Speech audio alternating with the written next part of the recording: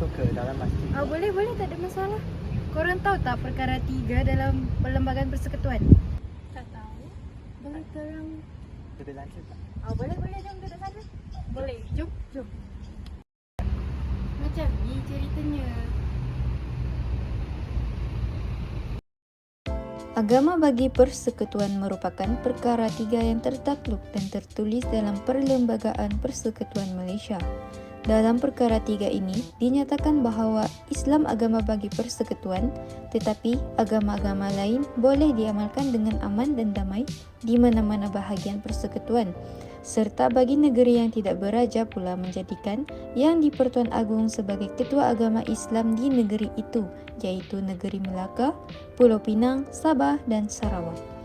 Agama Islam merupakan agama yang diiktiraf oleh Perlembagaan Negara sebagai agama yang tertinggi Malaysia.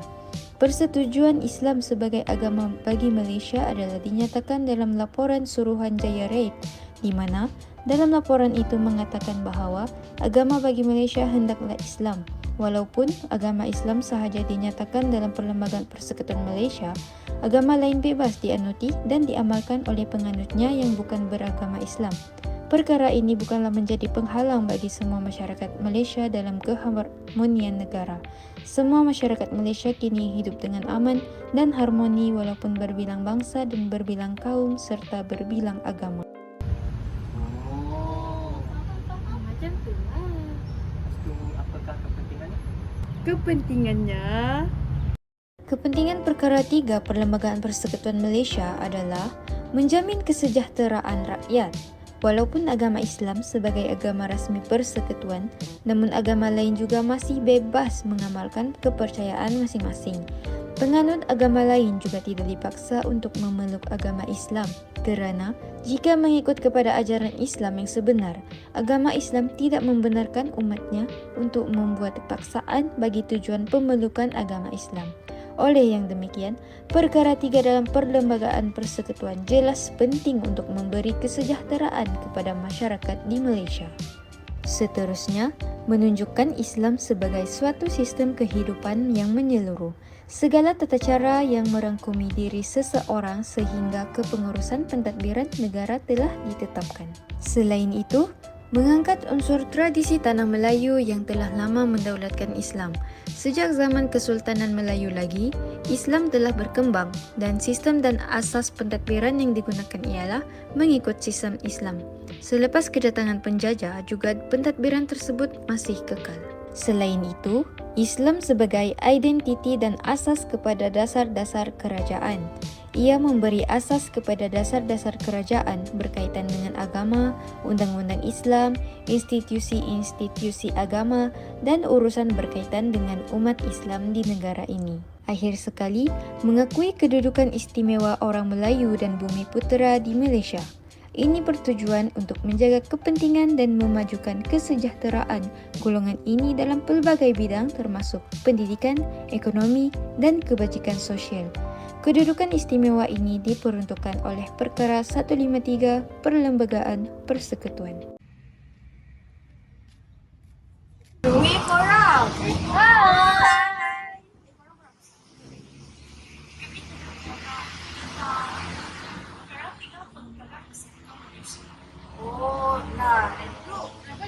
Tadi sebenarnya baru habis kelas pasal Perlembagaan Tinggi Persekutuan Malaysia.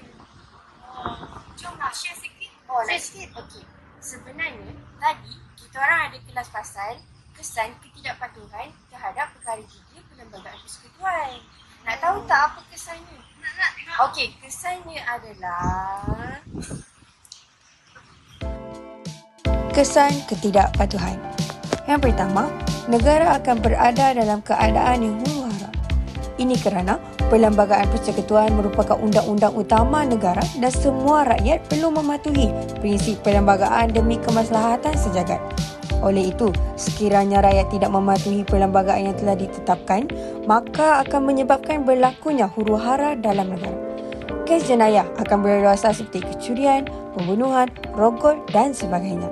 Selain itu, dari sudut politik pula akan menyebabkan politik negara tidak stabil dan negara akan tergugat sekaligus boleh mengakibatkan anasir-anasir luar mengambil kesempatan untuk melakukan aktiviti yang tidak bermoral di negara kita seperti penyeludupan dadah, penyebaran ideologi pengganas dan banyak lagi. Yang kedua, ketidakpatuhan perkara 3 Perlembagaan Persekutuan akan menyebabkan perpaduan antara kaum tidak dapat dijamin. Hal ini disebabkan segelintir rakyat yang dipengaruhi akan berasa diri sendirinya seperti layang-layang yang terputus tali. Tanpa kepercayaan dan agama yang kukuh dengan aman, rakyat jelata akan mempunyai pelbagai pandangan dan pendapat yang berlainan. Oleh itu, pemberontak akan berjaya mengelirukan pemikiran seseorang. Dan yang ketiga, pengamalan agama kaum masing-masing adalah sangat penting kerana walaupun manusia dilengkapi dengan banyak ciri yang membolehkan mereka menjalani kehidupan dunia dengan baik, seandainya manusia tidak dipandu dengan agama, pasti akan menjadikan kehidupan manusia dalam keadaan bercelaru. Seterusnya, dengan berpandukan kepada ajaran agamalah membolehkan manusia menyedari yang mana benar dan mana yang batil. Dengan agama juga membolehkan manusia sentiasa hidup dalam harmoni, tenteram dan berdisiplin. Tidak seperti haiwan yang hidup bebas tanpa peraturan. Di samping itu, dalam diri manusia ada nafsu yang sentiasa mengajak kepada keburukan. Jadi, sebagai platform paling ampuh dalam mengekang gelora hawa nafsu, maka agama memainkan peranannya.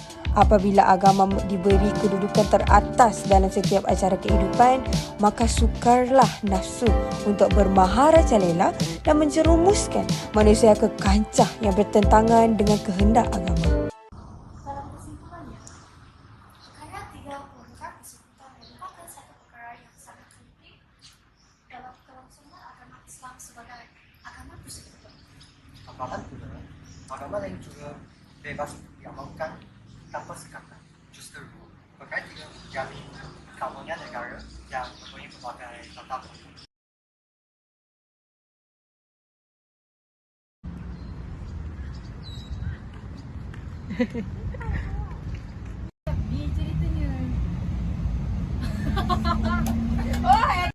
Kami tengah borang pasal tentang